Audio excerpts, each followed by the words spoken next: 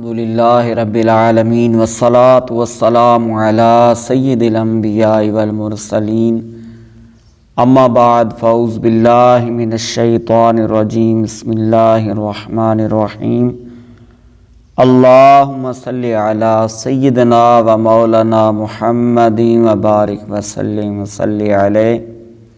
7 ذوالقعدہ کی تاریخ کا ایک بہت ہی پر اثر اور لاجواب بے مثال وظیفہ آپ کے لیے لے کر حاضر ہیں۔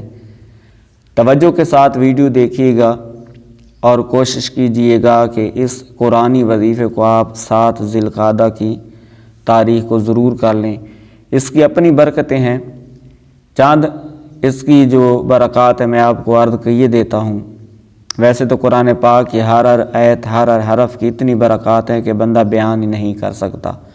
بے شمار لا تعداد اللہ تبارک و تعالی رحمتوں برکتوں کا نزول فرماتا ہے اور بے شمار بندے سے مصیبتیں بیماریاں پریشانیاں دور فرما دیتا ہے۔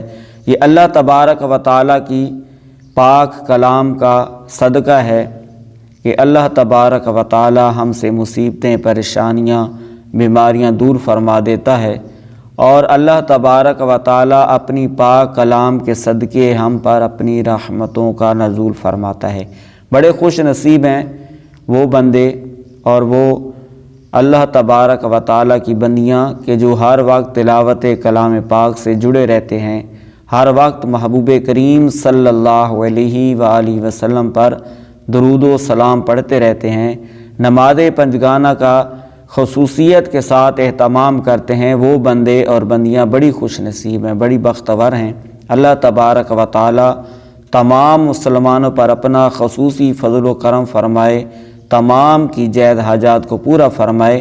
یہ جو وظیفہ میں آپ کو عرض کرنے لگا ہوں قرآنی دعا ہے، اور اس سے آپ جہاں بھی جائیں گے آپ کی جتنی بھی مشکلات ہوں گی، اس دعا کی برکت سے اگر آپ 7 تاریخ کو ذوالقعدہ کی پڑھ لیں گے تو اللہ تعالیٰ آپ کی تمام مشکلات کو حل فرما دے گا، دور فرما دے گا۔ کوئی مسئلہ آپ کا ہے پھنسا ہوا جو حل نہیں ہو رہا، تو آپ اس وظیفے کو پڑھیں گے، انشاءاللہ دعا کریں گے تو اس کی برکت سے میرے بھائیوں اور محترم بہنوں اللہ تبارک و تعالیٰ آپ کا وہ مسئلہ، آپ کی وہ پریشانی ضرور حل فرما دے گا۔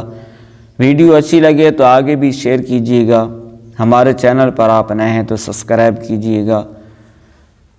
313 مرتبہ آپ نے یہ دعا پڑھنی ہے، میں دعا بھی آپ کو عرض کرتا ہوں، اور پھر آپ نے توجہ کے ساتھ یقین کامل کے ساتھ دعا مانگنی ہے۔ میرے بھائیوں اور محترم بہنوں، اللہ تبارک و تعالی سے دعا مانگیں تو اس حال میں مانگیں کہ اللہ تبارک و تعالی ضرور قبول کرے گا، ضرور ہماری مشکل کو آسان فرما دے گا۔ کیوں کہ اللہ تبارک و تعالی کی بارگاہ میں جب دعا مانگیں تو پھر اللہ تبارک و تعالی کی بارگاہ میں عرض کریں، یا رب العالمین، میں نے جو کچھ کلام پاک پڑھا ہے اس کے صدقے میں اور اپنے محبوب صلی اللہ علیہ وآلہ وسلم کا صدقہ، آپ صلی اللہ علیہ وسلم کی آل پاک کا صدقہ، آپ صلی اللہ علیہ وآلہ وسلم کے اصحاب کا صدقہ، مولا میری یہ پریشانی، میرا یہ مسئلہ حل فرما۔ ان نیک بندوں کا صدقہ جن سے تو پیار کرتا ہے، میری مشکل کو آسان فرما۔